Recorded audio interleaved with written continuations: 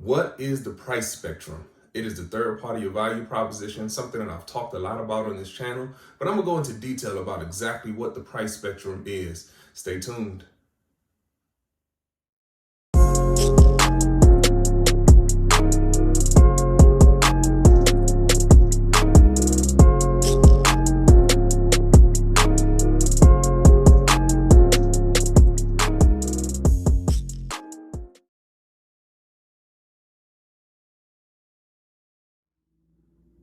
Welcome to the Tremain Show. I'm Tremain Davis, and today I'm going to be talking about the third leg of the value proposition.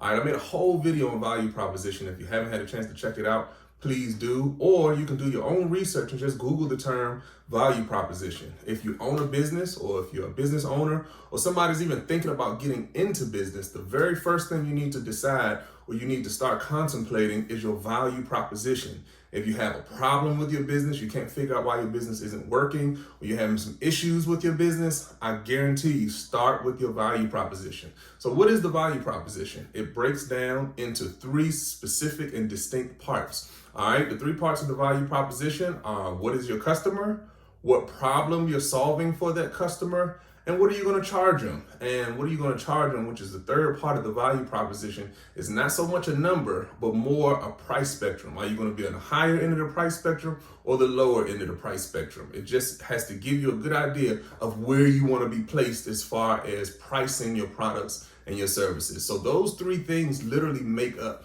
the value proposition. And the value proposition is the centerpiece, the foundational brick, the foundational block of every business on the planet. That's why I always like to say that the value proposition is literally the most important part of any business. Any business on the planet has an effective value proposition. Any successful business, let me put it that way. So that's why I said if you're having problems with your business, generally you start with the value proposition. Either you are not quite getting the customer right, you're not quite solving enough of a problem for the customer. Maybe you do have the right customer group, but you're not quite solving the right problem for that customer, or you haven't priced your products properly in accordance with the other two pieces of the value proposition. Maybe your prices are too high, maybe they're too low. That could be a thing as well. The three parts of the value proposition are pretty solid, pretty set. Like I said, they're a part of every business on the planet. How you put those three things together is what's going to be unique for your specific business. Okay, so the value proposition is just a business principle that I teach. And like I said, plenty of people teach it. They teach, whole classes on value proposition at Harvard and Stanford and University of Pennsylvania Business School, Wharton Business School. I mean, they teach value proposition as a foundational key to business. So every business answers the same three questions, but how you answer those questions is what's going to be unique for your business. All right, so the third part of the value proposition, which is how much do you charge people for your product or your service, okay? And like I said, this isn't a specific number, so I'm not talking about $8.99 or $31.99 or $50 versus $40. That's not necessarily what I'm talking about. What I'm talking about is what end of the price spectrum are you going to be on? Are you going to be on the higher end of the price spectrum, or are you going to be on the lower end of the price spectrum? And when I say higher or lower, it doesn't mean either or is better or worse. I always like to give this example. Think Lamborghini, think Honda, Honda Accord, Honda Civic, the lower end cars. Both of these companies do really, really, really well. It's just that Lamborghini sells, 50,000 cars a year at $400,000 a piece, and Honda Accord sells 5 million cars every year at $20,000 a piece. So, both do really well. So it doesn't matter whether you're at the higher end or the lower end of the price spectrum. You have to do what works for your clients. So Honda is going for a more value conscious client, somebody that's looking for something a little bit cheaper, want to get from point A to point B, reliable. This is what Honda's customers are. And because that's who their customer is, and that's the problem they're trying to solve, They charge in accordance with that particular customer group. Lamborghini's customer is completely different. Somebody who has a bunch of disposable income, like speed, like splash, like doors that go up like eagle's wings, the wind in their face, the wind in their hair.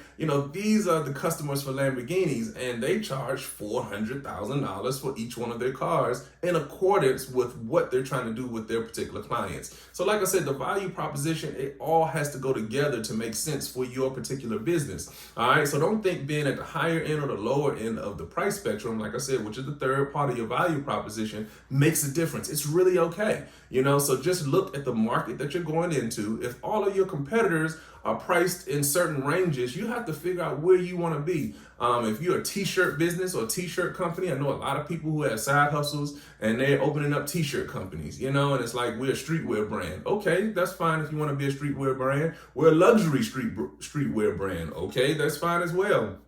What does that mean for your customers? Are you charging, are you a $100, $200 t-shirt, like Da Vinci or Gucci or, any of these higher end brands? Or are you more of a value brand where you are selling a $30 t-shirt, or, a $35 t-shirt, something that somebody can throw on when they want to go to the mall or run to the park or just go out with the kids or whatever they want to do, or just hang out a little bit, something more comfortable, something still dope, still fresh, still have nice colorways, but something that somebody can throw on, and, they'll spend $30 or $35 for that t-shirt. Or, are your shirts having, gold foil and specific cottons that are imported from, all these different exotic countries? Are you doing a much more luxury t-shirt, that can command the kind of prices, for $200 a t-shirt, $150 a t-shirt, so you can decide where you want to be on the price spectrum. You as the business owner, don't think that you have to be the cheapest on the market. You don't have to be the cheapest on the market with whatever service you're in. You could be a lawyer starting a law firm, and do you want to be lower or more moderately priced, so that you can price in your customer as being people who, are maybe, lower end. Not when I say lower end, I mean people who don't quite have the money to spend on high end attorneys. People who are public defender type of clients. People who are looking for a lot of pro bono work. They don't have a lot of money to spend. People who are dealing in the environment. That type of stuff. So maybe you're pricing your services so that you can capture that particular audience. Or maybe you're, you want to charge a little bit more and you want to take on high-end clients. Maybe you want Walmart and, businesses, who have a lot of money to be your clients, and you're charging way more. You're not charging, $75 an hour. You're charging $600 an hour. It's really up to you. It doesn't matter the industry. You have to pick your client. You have to pick the problem that you're solving for them. And then you decide based on the industry that you're going into where you want to be on the price spectrum. So that's price spectrum. We talked about it in previous videos, but I wanted to give you a little bit more specifics about the third part of that value proposition. And we'll talk about it a little bit more in some subsequent videos. All right, that's it for today. I'm Tremain Davis, and before I end, as usual, like, share, subscribe. Please send this to every entrepreneur that you know that is involved with any kind of business. They need to hear this information. I'm Tremain Davis, and I'll see y'all in the next one. Peace.